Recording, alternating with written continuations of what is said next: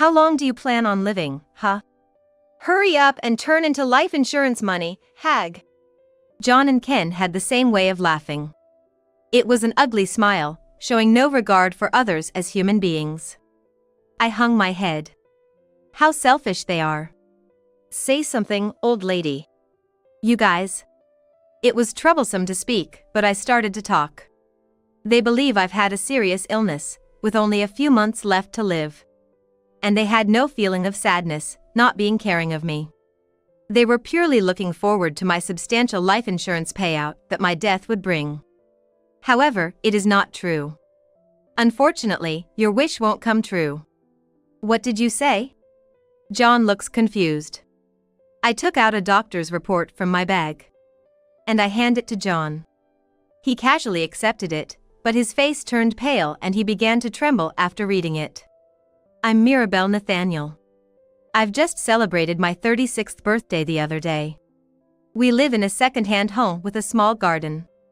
My husband, John, works as an office employee. He's made a decent amount of progress in his career for his age, and his income isn't so bad. He's divorced before, with a son from his previous marriage. His son's name is Ken, and he is in the 7th grade this year. Even considering his challenging age, Ken dislikes me. He meets his biological mother once every 3 months. He seems unable to accept his parents' divorce and my marriage to his father. However, there's a side to John that makes it understandable why his ex-wife left him. I realized this sometime after marrying him. John and I had an arranged marriage. Working in a place with no single people around my age, I started to be encouraged to consider matchmaking after turning 30. Dating someone felt like a distant memory from my student days. So, I felt awkward and, thinking about marriage, I wondered if I could really have taken on the role of a wife. But being single for life sounds lonely too. After some hesitation, I decided to follow a matchmaker's advice just once. That's how I met John. About 2 years ago. Nice to meet you. Oh, yes. Hello. I was so nervous that I could hardly respond. Seeing this, John smiled kindly. Please relax. Thank you. You seem very calm, John. Yes. While nodding, John looked a bit sheepish. I've experienced divorce before. My previous marriage was also through matchmaking. So, I guess I'm just used to this. Really? I was surprised. John looked quite young. It seemed strange that he had been married before and even had a child. But thanks to John taking the lead, our relationship progressed smoothly. He proposed me on our 4th date. Will you be with me? Yes. His simple proposal somehow suited him perfectly. So, I gladly accepted it. The trouble began when I visited John's family. I don't need mother anymore. Right off the bat, Ken glared at me. It was obvious that he didn't want his father to remarry. I need a wife, John stated firmly. At that moment, I got carried away and I thought John was standing up for me. However, the reality became apparent soon after our marriage. That's terrible, I murmured in disbelief. John couldn't fold laundry. What is worse, he wouldn't put his clothes in a washing machine. He just left his clothes scattered all over the room. Feeling disturbed, I gathered his clothes and did the laundry. I hung them out on the balcony and went shopping. I'll make meatloaf tonight. Seeing pork on sale, I smiled. But my good mood was short-lived. Rain, no kidding. When I left the grocery store, the weather had taken a turn for the worse. It had been sunny just before. I jumped on my bike in a hurry. I hoped John or Ken got home. I wished that one of them would notice the laundry and take them inside the house. Arriving home, I saw John's shoes at the entrance. I felt relieved and walked down the hallway. I'm home. You went out in this weather? I was greeted by a skeptical voice in the living room. I went shopping. It was sunny when I left the house. After that, John seemed to lose interest in talking to me. Leaning on the sofa, John shifted his gaze to the TV. This comedian really says some funny stuff. But isn't it a bit crude? That's what makes it good. It's straightforward, John said, laughing heartily. I, holding shopping bags, headed to the kitchen and glanced out the window. The laundry was still out on the balcony, getting wet in the rain. Hey! I pointed towards the balcony. The laundry. It's getting wet. Yeah.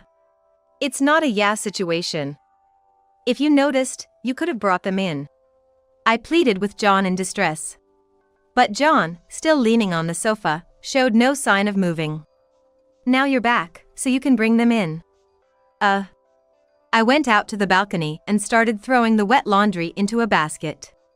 Everything was soaking wet. It made the drying effort pointless. Hilarious. Grab me a towel. By the time I finished bringing the laundry in, I was drenched. I couldn't walk into the room. But John was engrossed in the TV. Reluctantly, I crossed the living room with wet feet and dried myself off with a towel. As I changed out of my wet and heavy clothes, I thought to myself. Needing a wife, that's what he meant. John wasn't trying to protect me. He just couldn't do any housework by himself and wanted to push it onto someone else. Were those words his true feelings? I think I'm starting to understand why his ex-wife left him. Right after I muttered, I sneezed. It's cold. The man who can sit watching TV and laughing while his wife is in such a condition is my husband. Ken is just like his father. There's a photo of him laughing with his biological mother in his room, but it's hard to find any similarities between them. He looks just like John and glares at me every day. I won't accept a hag like you as a mother. Hag? He really has a sharp tongue. He's picky about food too, always leaving his salad at breakfast. I wouldn't bother making it, but John likes veggies, so I have to prepare for the salad. This has been going on for about 2 years. I hoped that during this time, Ken might come to accept me. But those hopes were quickly dashed, and he still keeps his distance. How's school, Ken? It's okay, I guess. Ken said like that, and he shrugged his shoulders. Ken acts normal around his real dad, John. This means it's not just teenage rebellion. He's specifically tough on me because he dislikes me. Hey, can you talk to him? Ken's attitude is a bit much, don't you think? He's always been skeptical about the remarriage. Not John stepping in, Ken does whatever he wants. You don't have to clean my room. But I'm going there to pick up the laundry anyway. Even I explain, Ken retorts grumpily. You're just trying to find dirt on me, aren't you? No mother would do such a thing to her son, even if he's a stepson. I was utterly flabbergasted. Anyway, I'm just going to take the laundry. That's trespassing, hag. It's mom, not hag. Honestly, I have a hard time dealing with Ken. He's rude and takes everything negatively. It seems he determines to contradict everything I do. Even now, I couldn't enter his room due to his resistance. No choice then. I should pick up the laundry after Ken goes to school. What a waste of time to have to do the laundry twice. I shake my head in resignation. While I was washing dishes, Ken headed to the front door to go to school. There is no greeting. Just his footsteps fading down the hallway. Will he ever open up to me? I started to feel down. But there's no time to be down. A housewife is busy. I pick up the laundry basket and head to Ken's room. His desk is cluttered with what looks like school papers. What's all this? I don't like leaving things in disarray. Even though I know Ken would be mad, I decide to organize the papers. That's when I notice it. A class observation day? And it's today. What a surprise. He hadn't told me at all.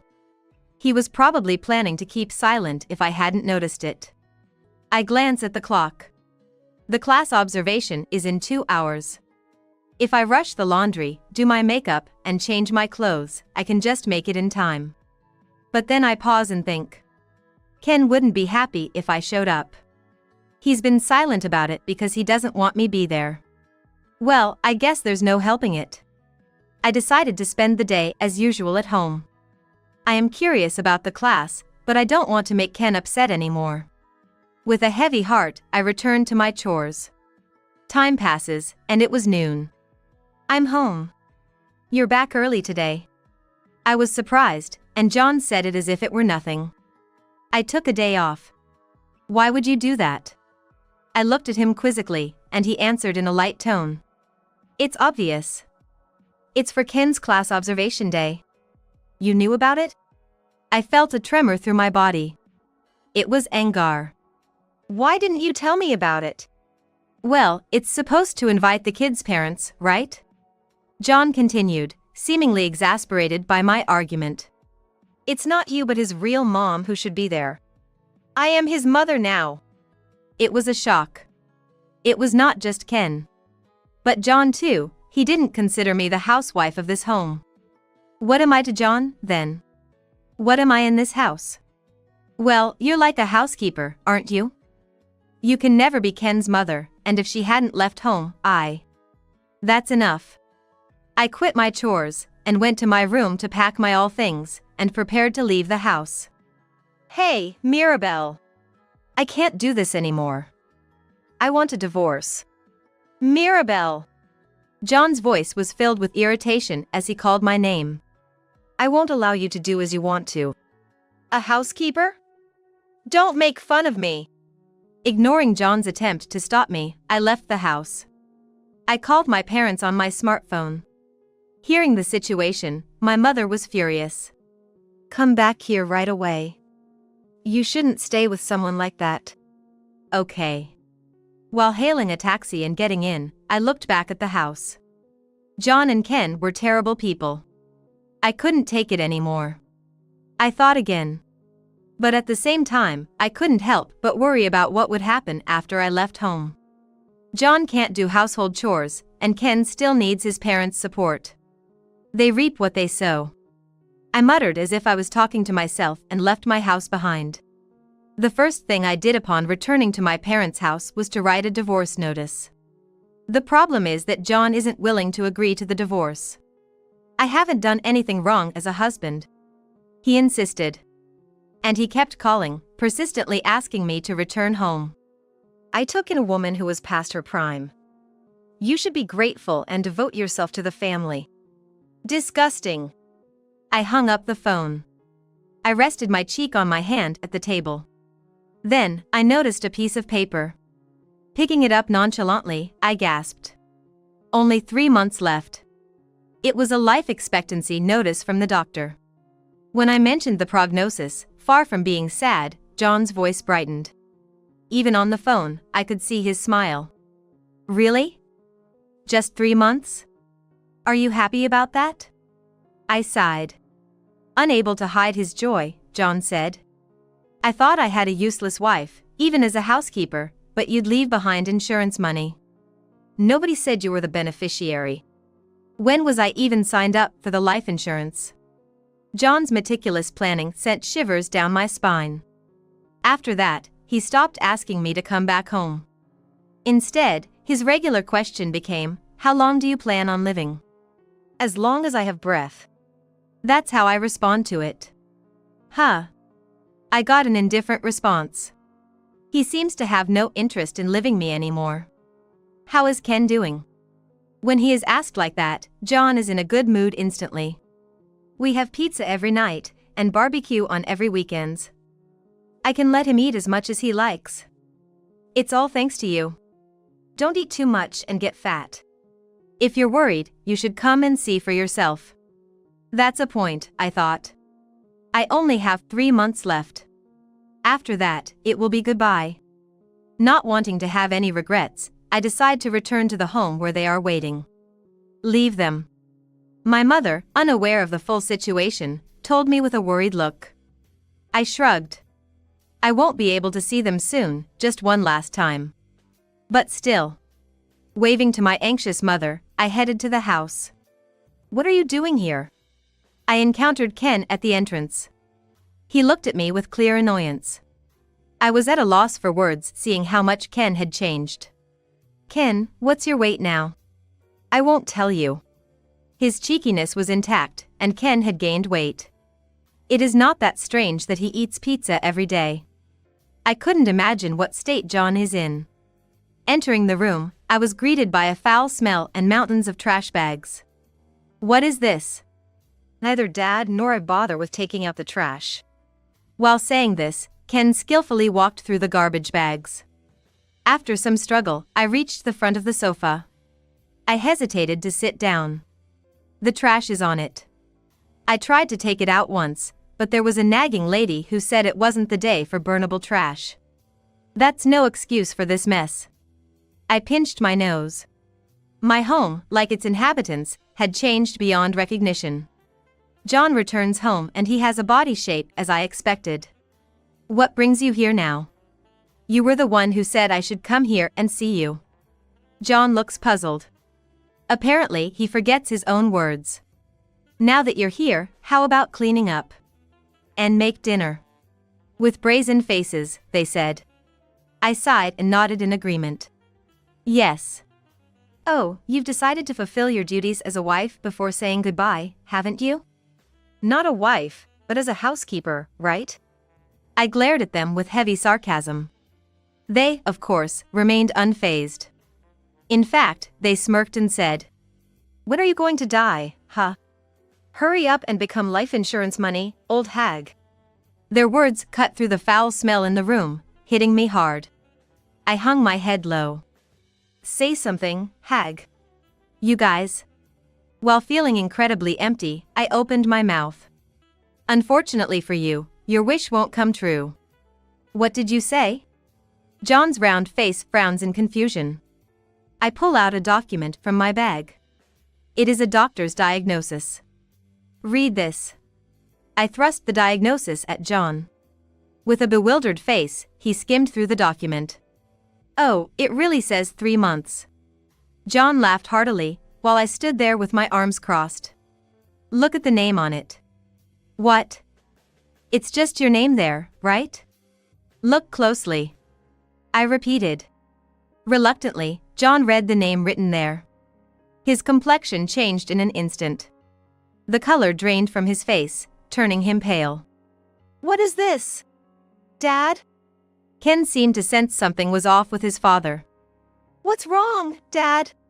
Why is my name on this diagnosis? John shouted, leaving his hands off the document. The diagnosis fluttered to the ground. Landing atop a trash bag, the document starkly pronounced John's limited time left. Nobody ever said it was about my remaining time. Huh? With a baffled expression and voice, Ken looked at me. I addressed both Ken and John. Huh? The prognosis is for you, John. Don't lie! John cried out in a tearful voice. I'm healthy! Why does this tell me my life remaining time? You have 3 months left. That's why I came to see you one last time. I decided to indulge their whims just enough. So I wouldn't have regrets. So, it's Dad who's leaving. And the insurance money that will be paid out is for Dad? I'm the beneficiary. My voice was unexpectedly cheerful. So, I'll stay with you as a wife until you're gone. But after that, it's goodbye. You should be happy, Ken, you'll be rid of me. Wait a minute. In a panic, Ken said. What about me after Dad's gone? You need to take responsibility and raise me properly. I'm not your mother. I echoed the words which they once hurled at me back to Ken. He crouched down as if he is frightened. You're just going to take the money and leave. That's right. But you know, that's exactly what you guys were planning to do with my insurance money. I don't want to get fat, so I won't indulge in dining out like you did. I turned to leave the living room. Hey! Are you that worried about the future? I was utterly dismayed. Ken is more worried about his future than his father's limited time left. He doesn't care about his father at all. You can be with his mother, right? It's impossible, she remarried and said she couldn't take me in. I couldn't muster any sympathy for him. If he had shown even the slightest sadness about our parting, it might have been different. Well, that's how it is then. I waved my hand and left the room. They were busy with their despair and said nothing. I proceeded with my preparations. After John is gone, the house will be sold. Ken will probably end up in a facility. Knowing this, Ken has been contacting me daily. Think it over. Hey, don't abandon me. Abandon? I said coldly. Abandon? It was you who didn't accept me as family. It's different now. His rebuttal was not enough. From now on, I'll call you Mom. I don't want you to call me like that. I hung up the phone then. I'm busy. There's a lot to do before John is gone. I started listing the necessary procedures. Then, another call from Ken came. When I answered, he was clearly crying. Since then, Dad hasn't gone to work, we're running out of money. And? Please help. I'll do anything you say. Such a cliché word it is. Dad won't work and he's not well. I want to take him to the hospital, but I don't know what to do. It's too late now, I said with a hint of regret in my voice. When the diagnosis was written, John was already in a terminal state. But as a kind gesture, the doctor didn't inform him of the truth. Instead, the doctor sent me the diagnosis. I was perplexed when I received it. He seemed so healthy. The doctor noted that the disease is characterized by a gradual weakening without significant symptoms showing.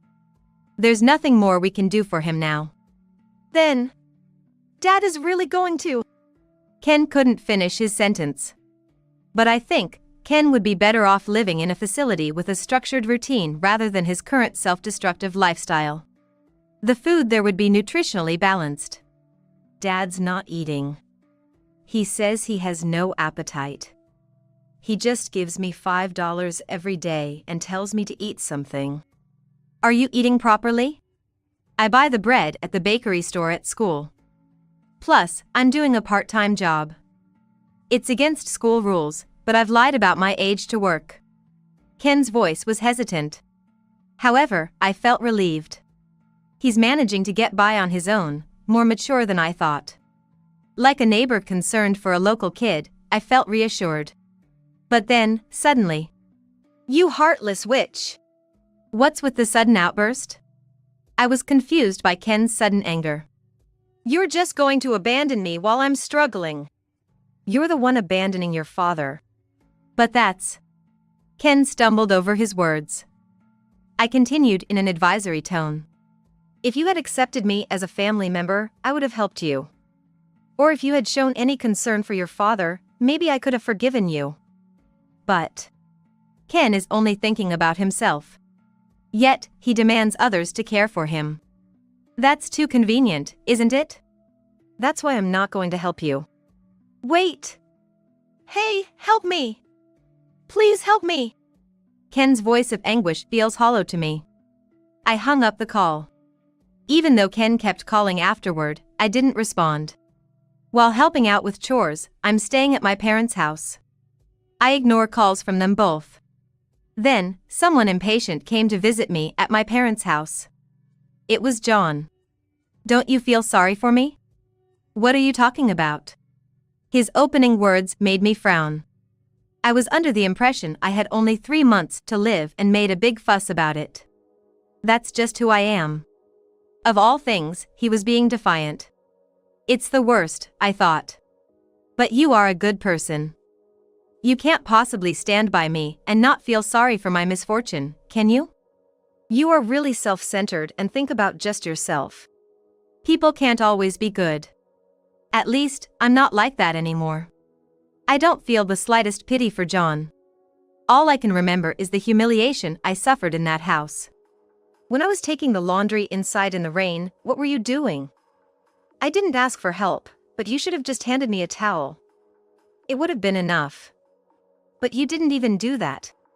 Sorry, I wasn't thoughtful enough. It was an insincere apology, and just trying to placate me. He's just waiting for my storm of displeasure to pass. That's unforgivable. I realized something. You're not just a housekeeper. You were a good wife. What do you want to say? Listening to his ingratiating tone made me feel sick. I no longer harbor any feelings for this man other than anger and disgust. I want to spend the remaining 3 months as a family of 3. Huh? I couldn't help but be skeptical of his polished words. He probably wants me to take care of him during his remaining time. But he can't express his true feelings because he's trying to gauge my mood. So he decorates his words. Your wife is your ex-wife, isn't it? No, you're the one who's important to me. Important? I almost burst out laughing. The only person you care about is yourself. That's why you can say such things. If you really care about me, you might tell me to get a divorce. Mirabelle. Please go home. My voice was cold and distant. If we get divorced, you won't be able to receive the insurance money. I'm not interested in money that comes at someone else's expense. He hadn't even understood that. Yet, John continued as if the insurance money was his trump card. You're actually looking forward to me being gone, aren't you? Be honest. I'm fine with that. So what? My irritation at his insensitivity and misunderstanding were going up. I don't want the money. I'd rather get divorced right here than be forced to take care of you. Are you serious? John seemed incredulous. I repeated, I'm getting a divorce. Don't involve me in your life anymore. Mirabelle, don't pretend to be strong. I'm likely to find my next marriage partner soon. This is true. I told him straight. John was stunned. I decided to share my recent news with him. I have a cousin a year younger than me. He knows my situation, offered advice, and proposed to me. Even though I'm your husband? John raised his voice in anger. But I remained calm. He said he was concerned because I'm with you. How did it come to this? John looked up at the ceiling, seemingly lost. I know the cousin who proposed to me very well. He's always been responsible. He is a likable and reliable leader, completely opposite to John. That makes me want to accept his proposal. To me, John is nothing more than a hindrance now. If you truly care about me, please agree to a divorce. Are you sure about this? You won't get any money. Are you okay with that? Even now, John is still trying to lure me with the bait of insurance money. Even though that bait doesn't work for me. I don't mind. So be it. Don't come to regret this, got it? Leaving those parting words, John walked away. I sighed in relief once his footsteps faded away. I conveyed to my cousin Tom that John had agreed to the divorce. That's good to hear. Tom smiled and relieved. But are you sure? About what? I'm older, and you could find someone better, couldn't you? I voiced my long-held concern. Tom shook his head and amused. Waiting to be with you made me miss my chance to marry young. Tom laughed mischievously, saying he wanted me to take that responsibility. I found myself smiling along. Since then, John hasn't reached out at all. I have some idea about what's going on with the two of them because Ken has been calling. It seems John, who fell ill after I left, is spending his days at home due to lack of money for hospitalization. As a consequence of relying on the insurance money I would leave behind after my departure and living lavishly, he's now saddled with a huge debt. How am I supposed to live with this amount of debt? The pain in his voice was palpable. But since it's the result of his own reckless calculations, I don't feel pity for him. Tom had moved to the city in his 20s but recently returned to our area. You really do have that city vibe. I mused, feeling a bit intimidated while walking next to him. Tom's attire is sophisticated, and most people we pass turn to look at him. Yet, Tom himself maintains a serene expression. I've reached this age without confessing to the girl I like. I didn't know that. I had never felt nor considered romantic feelings from Tom. He was a compatible friend, not a love interest. Do I still just seem like a friend to you? Tom asked anxiously. His question caught me off guard as I was just pondering over it. It's different now. Really? Yes. I'm trying to like him. I also want to love him. I will live a life with Tom. It seems full of hope. Let's make a fresh start, Tom. Same here. We laughed and shook hands. It was childish yet promising gesture. But now I have a premonition. I will fall in love with this man in the future.